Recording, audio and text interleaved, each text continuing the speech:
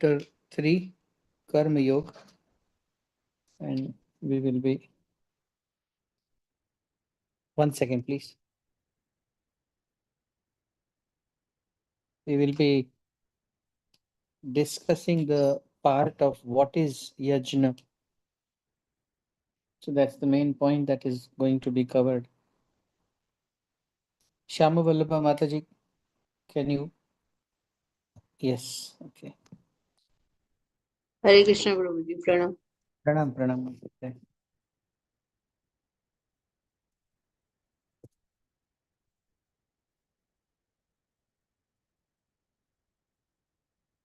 Yeah, so we had discussed the hierarchy last time that, one who doesn't work, then he doesn't work with the reason, citing the reason that he's not perfect. And then Krishna then encourages that you need to be sincere rather than you need to be, you being perfect. And the Lord highlights the importance of doing activity. We are moving to the next one. Mataji, you have to move to text number 9. This is self explanatory. Perform your prescribed duty. Sorry about it. Yeah, that's it. For doing so is better than not working. One cannot even maintain one's physical body without work. So second part we are discussing, and then we'll move to the next one. Physical body maintenance uh, has multiple angles for males and females in the sense of exercise, diet, bathing, meditation, and occupational duty to fill your belly. So your job also facilitates your physical maintenance. And Krishna is saying that if you don't do your prescribed duty, you cannot even manage your physical body. It it is not as it's not so simple as it appears. I'm not talking about the intricacies of maintaining a physical body. Don't misunderstand me. I'm not saying that. I'm just saying that how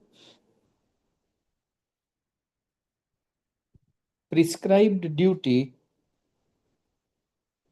is essential for survival. So this is going to be slightly dense. Kindly bear with me. When prescribed duties are performed, when a student studies, when player plays, when singer sings, when artists create art, then they are performing their prescribed duty.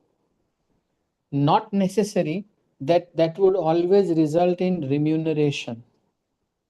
Suppose you are into kabaddi, kho, these kind of games, and these games are not being promoted, but you have a natural inclination for these games, but you don't get selected to the team, or even if you get selected, you don't get a proper job. Then how is it that prescribed duty helps you maintain the body? That's a tricky one. There's a trick in that.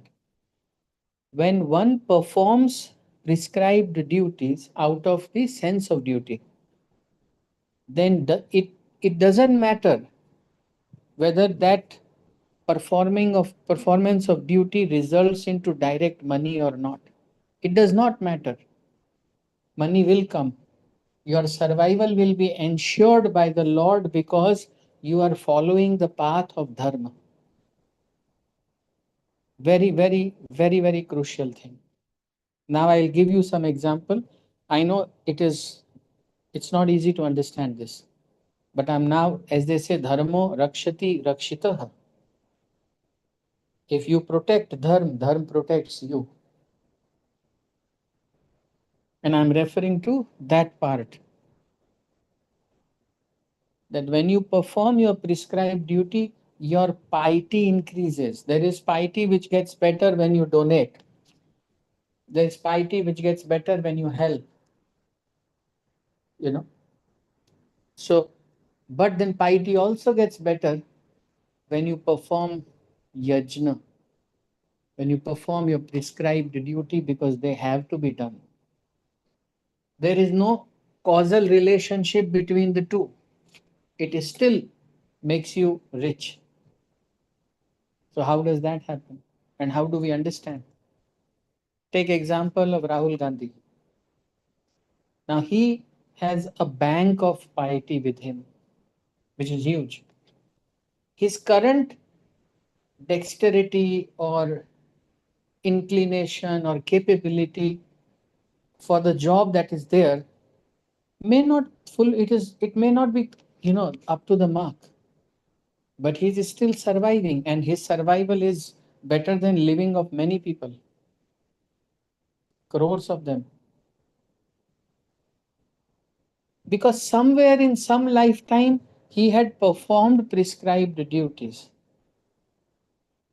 Krishna has laid out a path for all of us, and if we follow, then we get rewarded.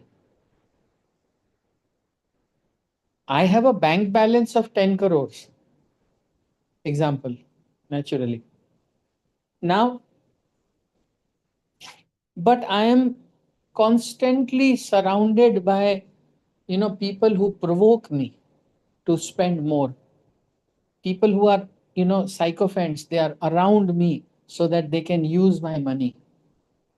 I can buy car, but I can't buy, but I don't have friends. So then I'll call those people who are, so to say, who have a plenty of time at their disposal, who can say yes in whatever I do.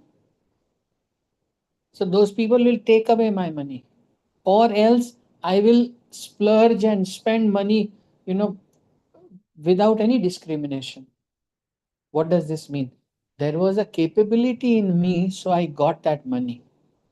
Or I had performed my prescribed duty or austerity or charity, one of the three, because of which I have this bank of piety with me. Due to this, I am surviving. So don't just think that bathing is a part of physical maintenance. Yes, it is. And exercise and meditation and all those things are there. But when we use the word prescribed duty, it is to be understood in a broader framework. That there may not be a direct link between economic growth and your current occupation, which you are good at. Like there was a guy called Khushwant Singh. Some of you might be knowing him. He was a writer. And from the very beginning of his life, he was born in a filthy rich family. And he will live in, a big bungalow in Delhi. And all his life, what he did was he wrote books. But that was something that he was cut out for. His books didn't get him money. He got a life in which he had money and then he wrote books. Books might have given him fame, but not economic growth. So I'm saying your prescribed duty is a part of dharma. And if you follow it, one way or other, your physical maintenance will also be better. Your body maintenance will be there. In every sense, you will be comfortable. I have seen many families in South India where the guys, just because they are pious, they are, inclined towards the service of the Lord. And of course, they have a desire to sense enjoyment. I'm not talking about devotees. You go and meet rich people, some rich people, spend some days with them, and you will observe that it's a it's a built up piety that they have. So even when you keep doing your prescribed duty, Krishna favors you. And the proof you will read in chapter 6. When the Lord says, if somebody is trying to attain me, and in that process he falls down and he fails, then in his next life, Shuchinam, clean people, which is Brahmin, Shrimatam, which means rich people, Gehe, I give them birth in the house of a Brahmin or a rich person. Kushwant Singh was born in the family of a rich person. And I'm not saying Kushwant Singh did not have spiritual piety, he had material piety, but I'm saying piety helps. And you get piety with the help of performing your prescribed duty. Krishna likes it.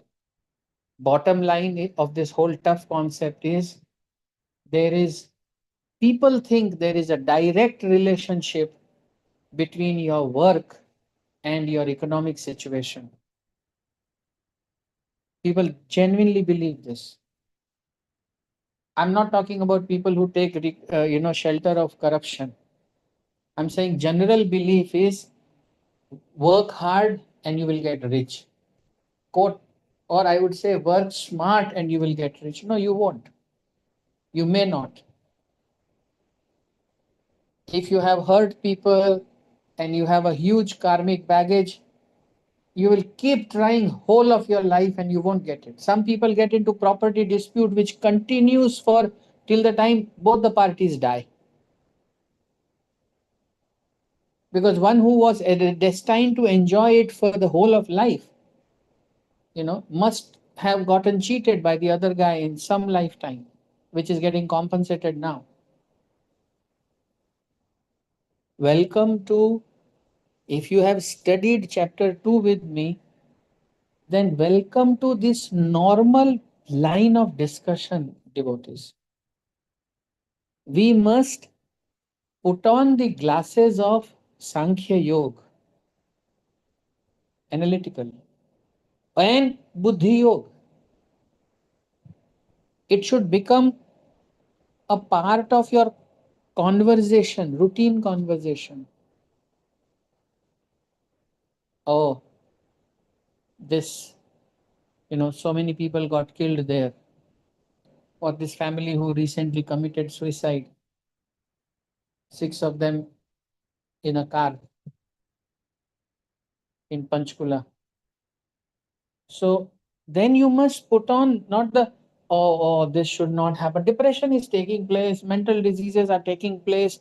There should be, NGOs and sensitization center should be there, so on and so forth. All of this very carefully, kindly hear this out.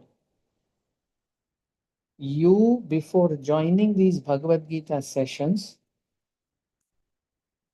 were naturally bound to talk in the realm of cause and effect. This happened, then this happened. Due to this happened. Now, knowing the transmigration of the body from soul, sorry, from one body to another body. And this transmigration continues. Knowing the idea of piety and sin and karmic baggage, now you add in your overall equation these new variables that we discuss week after week.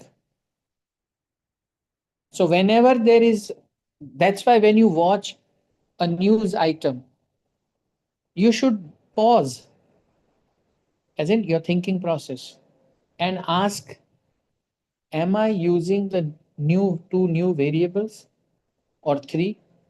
Or am I going, I keep on solving the equation with the existing thing that I have, which is, something like x plus y equal to this much. No, there is a bound of x between 5 and 15. There can be a bound of y also between 15 and 30. And then you will understand that all your life you were barely understanding a few percent, and that's why your predictions were going wrong. Now that I study Bhagavad Gita, everything I look at, I must make sure karmic baggage is one crucial variable. Very, very crucial variable. Karmic baggage. Somebody without any effort is rich and doing utter nonsense, and you keep on finding fault in him and keep on saying, when will this guy, there is no justice, there is no God, this, that, all of those things. Because your causal brain, you know, or brain dependent on cause and effect relationship can't make sense of it. But now you are getting spiritually educated. So, transmigration, this person in his previous lifetime must have yearned for this kind of a thing. I can give you 5 examples. When you look at programs like Saregamapa, India has got talent, look at those young kids, 5 years, 6 years, 7 years, and the kind of sur that they take and the voice that they have. I now don't get surprised. I instantly think that this guy knowingly or unknowingly mastered it in previous lifetime. Now he's just starting from there where he had left.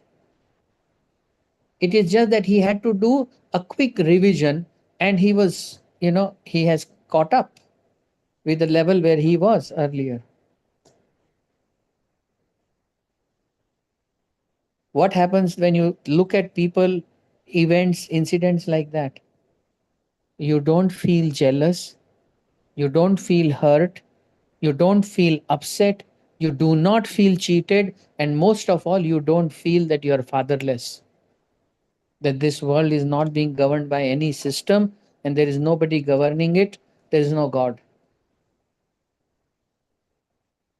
Karmic baggage, transmigration of body, these two are essential variables which are to be added into the existing cause and effect theory that you have. And how do you say that? You have to bifurcate. Okay, so this is instant cause and effect, that is distant cause and effect. But they are actually both cause and effect. Instant I can see, distant cannot see. Then, through Shastra Chakshu, with the eyes of the scriptures, I introduce the distant cause and effect into my existing thinking process. I integrate it in my current way of thinking. And mind you, for years you have been thinking logically only. For years. It doesn't mean devotees become illogical. No, certainly not. Majority of predictions given by devotees turn out to be true. For the reason that they understand spiritual science. Now you may doubt me that how is he saying all of this? I will now take you to chapter 15, where Krishna says those who are trained in this science can see what is happening. Yah pashyati sa pashyati. If one sees like that, that's the real seer. Mataji, can you go to chapter 15, please? And open that verse where this exact line has been used. That one whose minds are trained, they can see what is happening.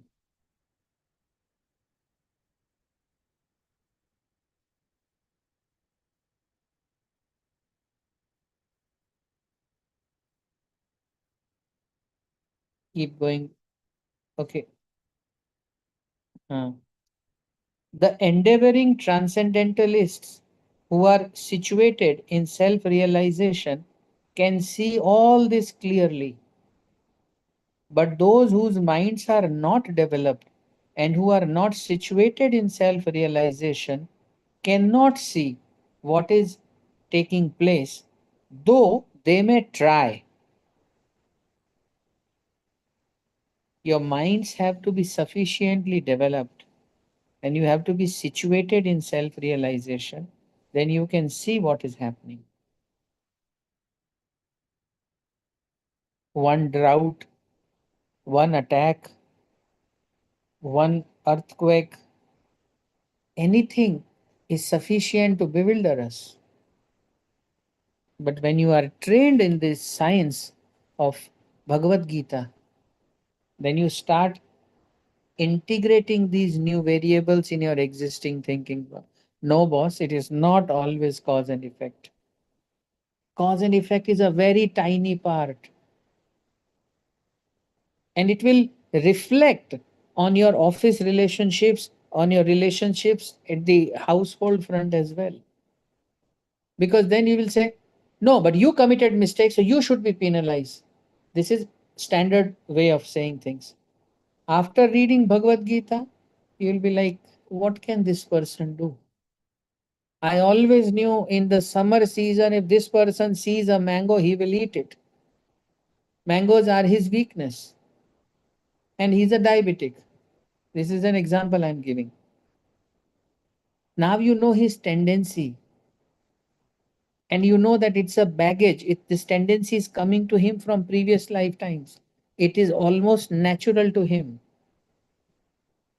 Then you become compassionate, then you empathize more. Automatically, the reason to get upset dilutes substantially because you understand people through their previous baggage. It's very important. People who are good at empathy, when they catch the pattern, then they become good at empathy. Empathy means reading somebody else's mind or being in someone else's shoe, as they say. So we had started from, Mother, you can go back to the chapter 3 now, verse number 9. We had started from the fact that how prescribed duty creates piety for all of us, good piety, and that keeps us rich and that sustains us. So get ready. Powerful people with great karmic baggage, positive karmic baggage, currently their consciousness may be horrible, and you might feel this guy should be hanged and he will be, free, loitering hither and thither. But those whose eyes are trained, whose minds are developed, they can see what is happening. So that's the way of looking at it. Now, let's go to the most important takeaway point of today. यज्ञार्थ कर्मणो अन्यत्र लोकोऽयं कर्म बन्धनः तदर्थं कर्म कौन्तेय मुक्त संगः समाचर. So here, work done as a sacrifice for Vishnu has to be performed. Otherwise, work causes bondage in this material world. Therefore, O son of Kunti, perform your prescribed duties for his satisfaction, and in that way you will always remain free from bondage. That's how you should try and understand this. Sorry, 1 second. This is the gist of Karma Yoga chapter. Many a times I have explained it also, but today you are reading it as a matter of fact. That when you do something for the satisfaction of Lord Vishnu, then you don't incur reactions. Typical example is if you kill somebody in the routine real life, you will be behind bars. But when you kill for the government, then you get rewarded. The act of killing is common. In one, you are behind bars. In the other, you are being hailed as a hero. Similarly, when you do your duty and or some activities for sense gratification, then you are responsible. But when you act for the pleasure of the Lord, then you are not responsible. Krishna is responsible. So, dear devotees, the whole art, as you are reading chapter 3, now we'll read till chapter 18, and you will understand that the whole art, this is very significant line, is to be able to gradually develop that thinking process and then subsequently action orientation to do things for the pleasure of the Lord. It will take years, my dear DRDO devotees. Years it will take before someday you can genuinely feel that, oh, this must be offered to the Lord. When you go to office, when you are at your home, you're caring for the deities.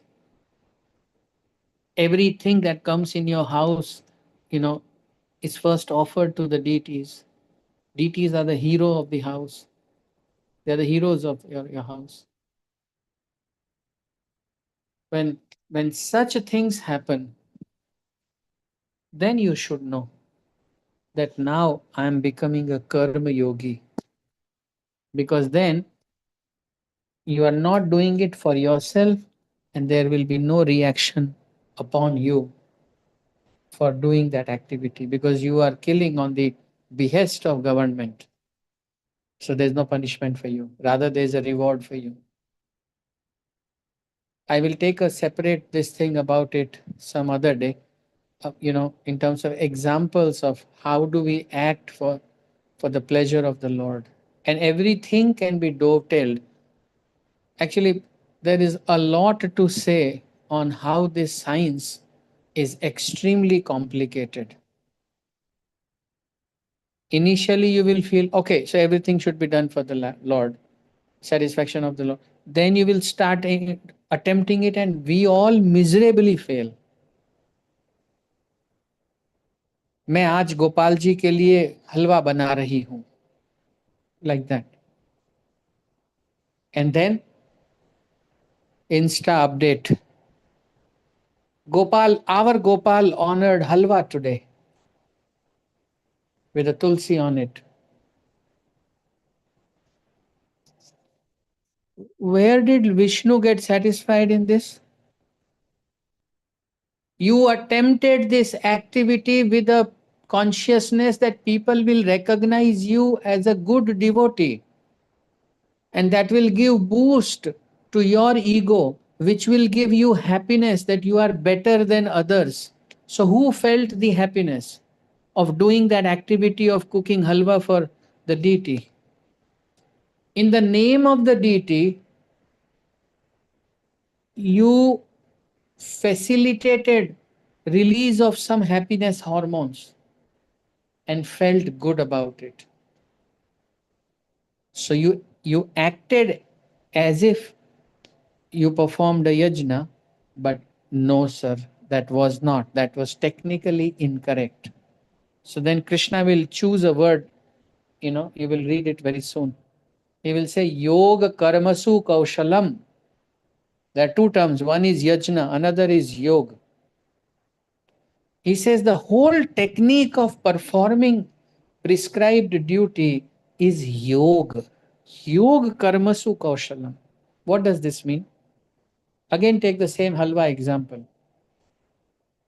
Time and again sitting into the meditation and saying, what is the purpose of the activity? Am I keeping the purpose in mind? And doing that activity with keeping your purpose right in front of you. And then feeling helpless and telling it to Lord, my dear Lord, I did this so that you feel happy. You kindly accept it. And after that, as if you never said anybody ever that I made halwa for my Gopal, because that was between you and him. Bhakti is very intimate. The only person you share about your progress is your spiritual master or your Shiksha Guru or that kind of an authority. That too, when either they ask or when you are facing a problem. But otherwise, keep performing yajna, and yajna happens when yog happens. So, what is yog? Yog in pure Hindi, if you say do yog teen, that means 2 plus 3 equals to 5. Yog means linking something to something else. That's what is called yog. So here is a soul which is trying to link itself to a super soul. What is the via medium? Of course, Guru Sadhu Shastra is there. Yajna is the via medium. When he performs his activities for the pleasure of the Lord, so keeping Lord in the center is the technique called yoga. I should not miss this part. My ego, my comfort should not hijack my service to Krishna. It gets hijacked time and again. But somewhere 2%, 3%, some people 8%, 10%, consciousness is still pure. It was done, but I also wanted to feed Krishna. So there is an element of 6, 8, 10%. In that proportion, you will receive bliss. But if 90% thing went to the ego, you better watch out. Next time, ignore it, avoid it. Don't succumb to it. So yoga is linking, and yajna is doing something for the pleasure of the Lord. So they are very, very close. They are not interchangeable, by the way. Huh? Yoga is that technique, and yajna is that activity. So through yoga, it is ensured it will be done for Krishna. And so activity will happen in itself. So activity, if you have to write the equation, activity plus yoga equals to yajna. A plus Y equal to YJ, so to say. There's an activity. Cleaning the house, all right, cleaning the house. And then comes yoga, which means linking this activity to Krishna.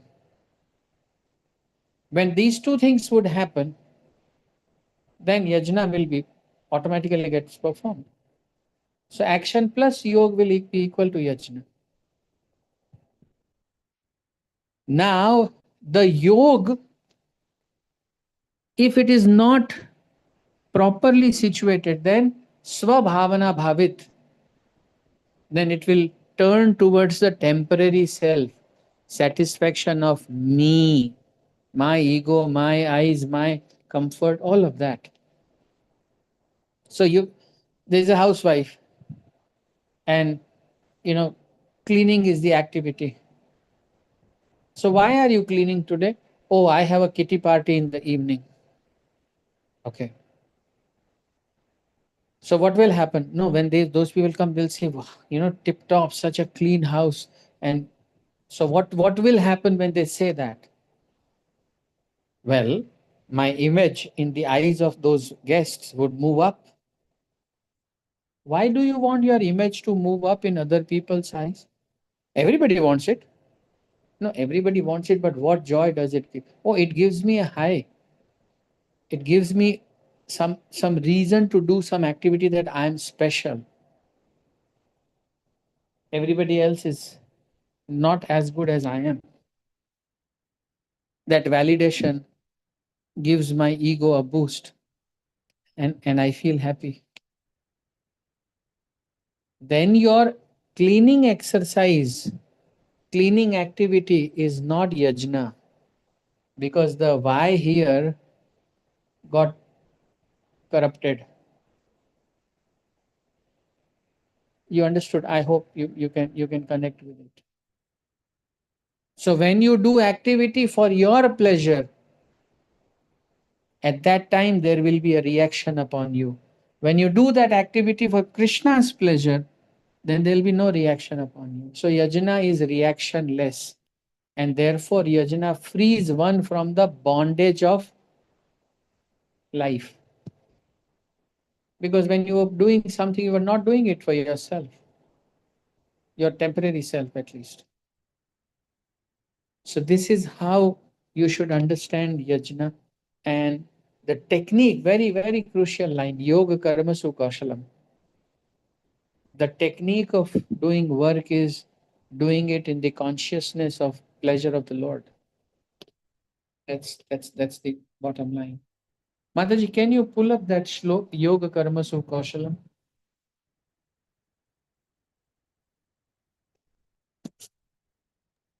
Second chapter में था क्या प्रभु जी? योग कर्म Sukaushal. One second, I'll tell you.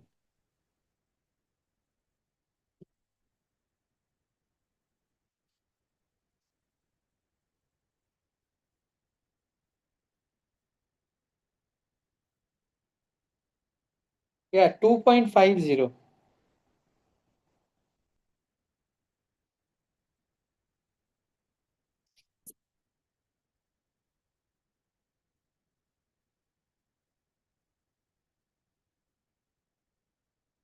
Yeah. बुद्धि युक्तो जहाति ह उभे सुकृत दुष्कृते तस्मादो योगाय युज्यस्व योगः कर्म सुकौशलम. Let's read the translation. A man engaged in devotional service rids himself of both good and bad reactions even in this life. Therefore, strive for yoga, which is the art of all work. Yoga is the art, technique of all work, whatever work you do.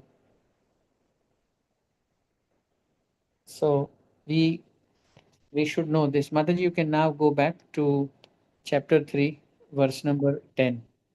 I hope it is amply understood now what I mean when I use the word yog, what I mean when I use the word yajna, how it is different in terms of the level of consciousness. When it is performed for the pleasure of the temporary self, it will result into sinful reactions or pious reactions. When it is done for the pleasure of the Lord, there will be no reaction. So that's the thing. Now let's read the next one.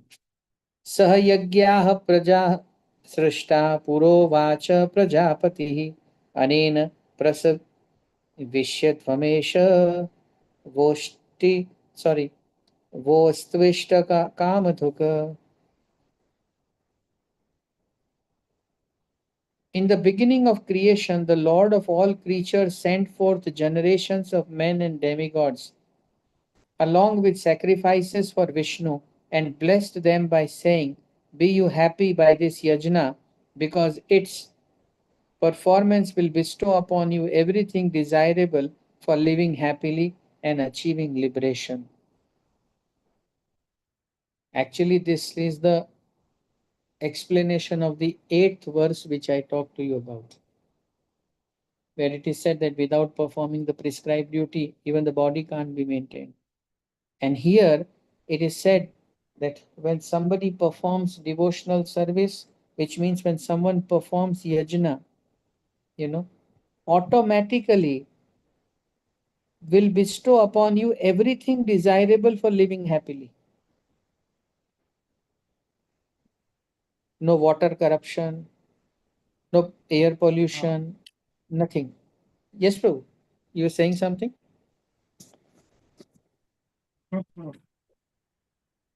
Okay, I'll just finish this and then come to that. So, in the beginning of the creation, the Lord of all creatures sent forth generations of men and demigods along with sacrifices for Vishnu. That you do it for the pleasure of the Lord, and then he says, be you happy with this yajna, because everything you will get. If you could, I would, you know, just take questions after that. This, but I'm highlighting again. Perhaps it is the third time that I'm highlighting. By performing yajna, you get clean water, clean air, ample of sunshine, and fruits and salads. All of that becomes abundantly available. That's the magic of performing yajna. I have no words to actually say it. I'm so happy to, know this fact. People are slogging. You just do a simple activity and your heart instantly feels good, relieved.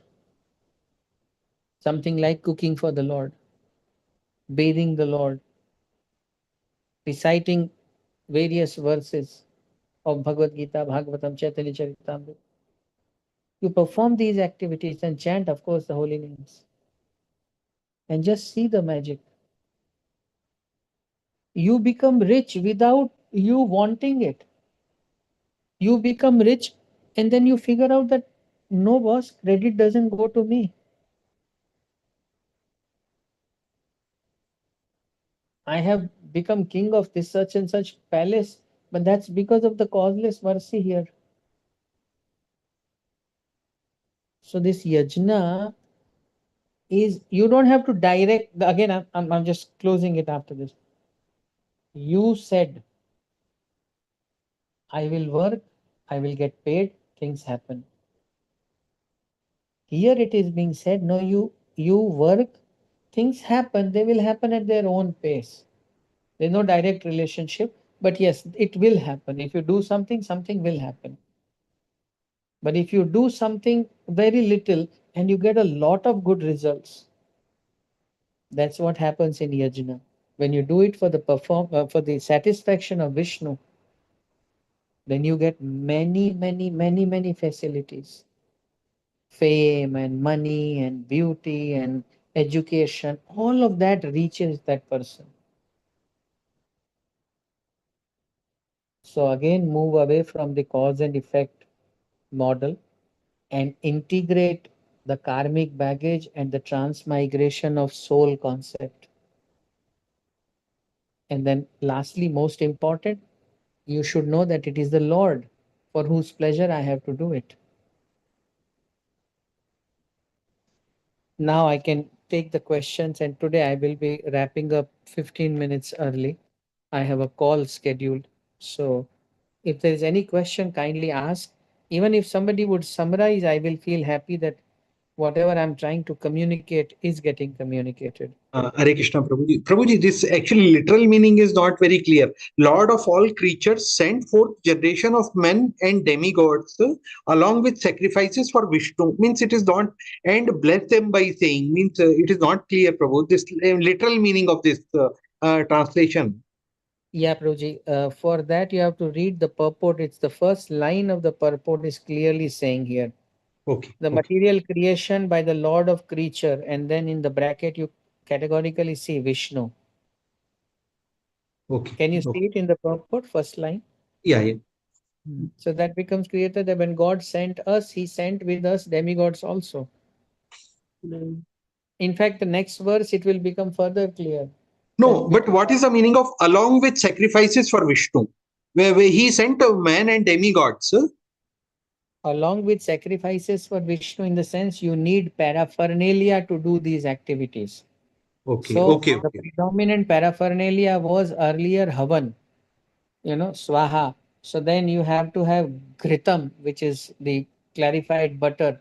And then you have to have many types of, knowledge of mantra. So those mantras should also be available. And then herbs should also be there. So those are the paraphernalia or essentials of sacrifices, Okay, you okay. know. And Understood. So that they can perform the sacrifice. Got it. yeah, yeah. Correct, correct. Is there any other question? Hare Krishna, Prabhuji. Yes, Chidambaru, Hare Krishna. Prabhuji, even this understanding the Bhagavad Gita fully is a multiple lifetime activity. Depends. I mean, Can't say, Prabhuji. So, I mean, read it, reread it, but okay. the purpose of reading is initially to take up to chanting, attentive, regular and offenseless chanting, and then read it again, and you will realize that so much more is there. Correct, After Prabhuji. that, again, intensify the chanting. So it complements your sadhana bhakti. It Okay. is an ancillary system now, support system actually. The Okay. main system is chanting, but Okay. the chanting is supported by Shastra. So Okay. more you read Shastra, more you will feel like chanting like that. Okay, Prabhuji. So we have to be patient enough till we understand the Uh-huh. things. And everything which is being told to you, Prabhuji, is the sum and substance. So the two things that you have to add in your routine line of thinking are karmic baggage and transmigration of soul. Okay, Prabhuji. These two things you now understand. So then don't, not just you, everybody, don't think the way you routinely think. Now Okay. add, then you become, then you are like a Bhagavad Gita qualified person. Okay, Prabhuji. People think I will, I should instantly control my senses. No, no, Okay. no, no, no, no. You work on your intelligence. Right now, when I say add these two ways of thinking also in your routine way of thinking, Okay. now you are worshipping Krishna with your intelligence. That's what he says in the last verse of the last chapter. Okay. Prabhuji, just would like to share one experience if you're okay. Prabhu, I'm so sorry for it, but I'm already 3 minutes Okay. over for this meeting. But why don't you share it certainly next time? I Okay, will Prabhuji. take No 5 minutes out and we'll do it. no issues, Thank you Prabhuji. very No much, worries. devotees. Thank you. I'm sorry I have to step out today 15 minutes early. Thank Yeah, you, Prabhuji. Hare thank you. Thank you, Prabhuji. Hare Shri Krishna. Krishna Bhagwan ki jai, Bhagavad Gita ki jai, Shri Prabhupada ki jai, Guru Maharaj ki jai. Hare Krishna. Hare Krishna. Prabhuji, thank you. हरे कृष्णा मैं इसमें जो Hare Krishna today no I will put in the group that thing which Prabhuji told that yoga means linking soul to super soul, then yajna is doing something for pleasure of the Lord.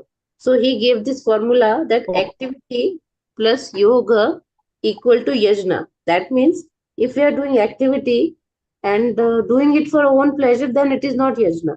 But if we doing activity for the pleasure of if we link that activity to Krishna, that we doing only for him, then only it will that activity become yajna.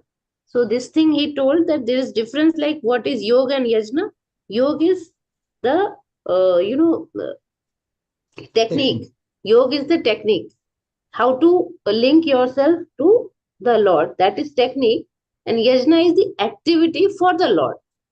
So this thing, if we make, I think notes, then it will be more clear. We can read again, and I will share the recording so you all can hear the recording, make the notes.